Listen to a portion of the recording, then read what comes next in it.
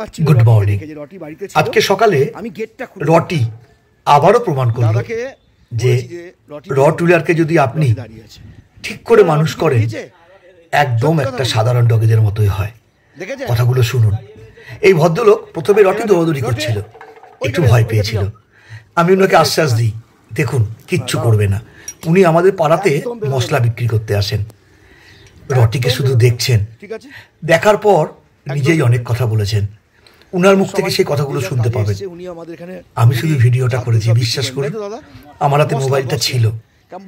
যাই হোক, আমার সৌভাগ্য আমি ভিডিওটা আপনাদের সঙ্গে শেয়ার করতে পারছি। দেখুন দাদা কি বলছে। রটিকে দেখে উনি তো অবাক। রটি যে আমার সব কথা বুঝতে পারে সেটা আপনাদেরকে আগেও বলেছি। এই দেখুন কি সুন্দর করে আমার প্রতিটা কথা ও শোনে, বোঝে। ওর কিন্তু এতটা ভ্রুক্ষেপ নেই। ওর শুধু বাড়িতে কেউ না বলে আসলেই যত রাগ।